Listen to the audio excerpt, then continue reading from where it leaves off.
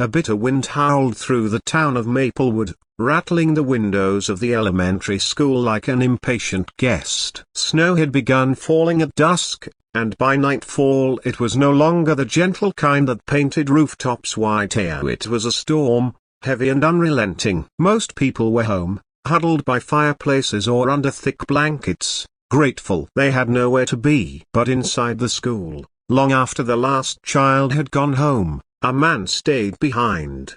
His name was Jack Turner, the school janitor. To the kids, he was Mr. Jack, the man with kind eyes and a mop that squeaked as he pushed it down the hallways. To the staff, he was the dependable on-ear quiet, never late, and always ready to help even when it wasn't in his job description. To his 10-year-old daughter, Emma, he was everything: father, mother, protector, and friend. Jack had been raising Emma alone since his wife passed away 5 years earlier. Life hadn't been easy. Money was always tight, and though he sometimes worked nights at the diner washing dishes, he made sure he was always there for Emma's school plays, soccer games, and bedtime stories. He wore old boots with worn soles so Emma could have new shoes for the winter. Every sacrifice was worth it. That night, Jack was mopping the hall near the cafeteria, humming softly to himself, when the rumble of engines cut through the wind outside. It was strange who would be riding motorcycles in the middle of a snowstorm. Curious, he peered through the glass doors at the entrance. Through a curtain of snow, he saw them,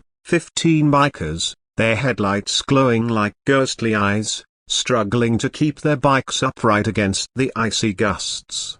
Jack hesitated. He'd seen bikers before, big men with leather jackets, tattoos, and faces hardened by the road. They didn't exactly look like the kind of people you'd invite into an elementary school that night. But then he saw one of them stumble, nearly collapsing under the weight of his motorcycle. Another coughed into the snow, his breath clouding in the freezing air. Jack didn't think twice. He unlocked the doors and waved. "Hey, in here! Get out of the cold!" The bikers looked at each other, surprised. One of them, a tall man with a thick beard and snow clinging to his jacket, pointed toward the school as if to ask, "You mean us?" "Yes, you!" Jack shouted over the storm. "Before you freeze out there." One by one, the bikers pushed through the heavy snow and trudged into the school lobby. The warmth inside hit them instantly, and a few let out sighs of relief. Snow melted off their jackets and boots, leaving puddles on the tile floor. Jack grabbed a mop without complaint. The tall man extended a hand,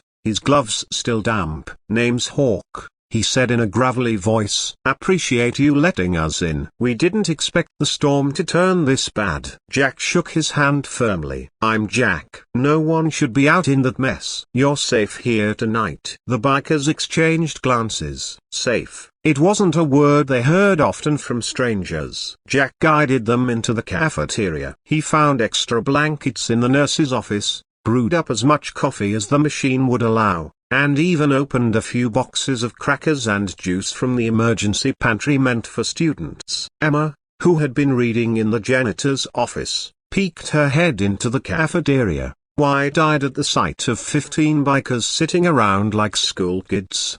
"Daddy," she whispered, tugging on his sleeve, "are the broken bar dangerous?" Jack knelt down to her level. "They're just people caught in the storm. Same as us. Remember what your mom used to say?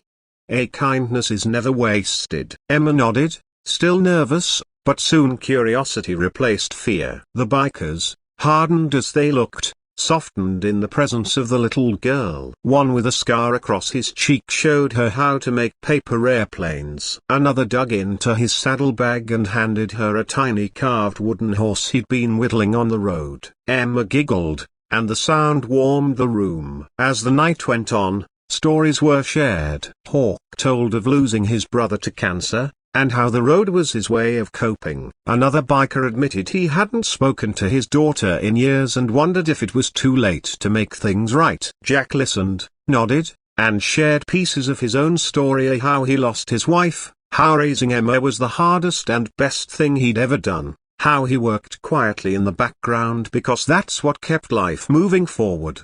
By morning, the storm had calmed, leaving a world blanketed in snow. The bikers geared up to leave, thanking Jack for his kindness. One of them pressed a crumpled $20 bill into his hand, but Jack shook his head. "Just get home safe," he said. They rode off, their engines echoing through the frosted town, and Jack thought that would be the end of it. He was wrong. The next day, as the school bell rang and children lined up for class, a sound rose in the distance. First a low rumble, then a chorus of engines. Teachers frowned, kids pressed their noses against the windows, and Jack, pushing his mop, stepped outside. Down the street came motorcyclers, dozens of them, lined up 2 by 2. Their headlights gleaming in the winter sun. Not 15 this time, 135. They filled the street, parked in rows outside the schoolyard, a thunderous parade that silenced the town. And at the front was Hawk,